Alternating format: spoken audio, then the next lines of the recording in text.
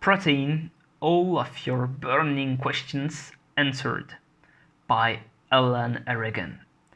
Donc, on se retrouve aujourd'hui pour une critique de livre dont je viens de te lire l'intitulé. Alors, c'est un livre en anglais, voilà, et il fait une centaine de pages pour derrière une quarantaine de pages de références scientifiques. Donc, en tout 150 pages, mais bon, il y a 40 pages de références scientifiques. Donc, voilà, en tout, tu t'engages pour 100 pages, et en plus, c'est des pages écrites très gros.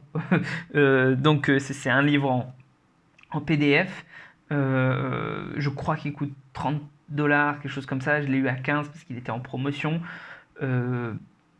Franchement, pour les informations qu'il y a dedans, et si tu n'as pas envie d'avoir d'autres sources, machin, etc., de documenter sur les protéines et tout, je trouve qu'il fait un bon condensé d'informations. 30 $, c'est trop cher. 15, c'est bien.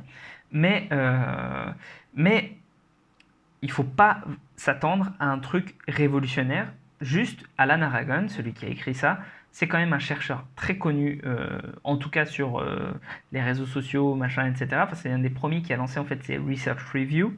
Et il fait du bodybuilding et il est surtout chercheur en nutrition, donc il se connaît pas trop mal là-dedans. Et en gros, il y a plein de réponses à plein de questions. Je trouve ça vraiment cool parce que c'est vraiment les questions que tout le monde se pose.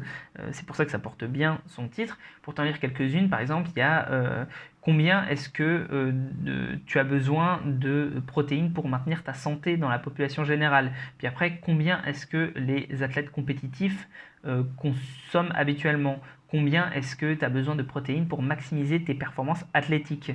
Combien tu en as besoin pour gagner du muscle. Combien est-ce que tu as besoin de... comment les BCAA affectent ta composition corporelle.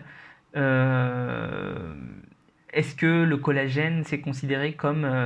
il faut le compter dans tes protéines, ou est-ce que c'est considéré comme une protéine de mauvaise qualité.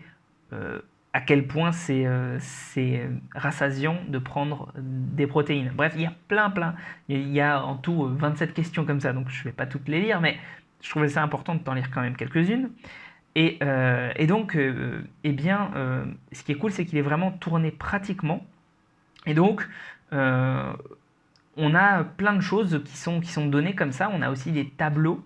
Il parle beaucoup de tableaux, beaucoup de choses, en fait, de recommandations, encore une fois, pratiques pour t'aider à mieux combler tes besoins en protéines. Il y a même certaines de ces suggestions, dont je vais faire notamment un post Instagram, et où j'avais déjà fait une story Instagram dessus. Mais par exemple, le côté des cheat days hyper protéinés, c'est pas bête.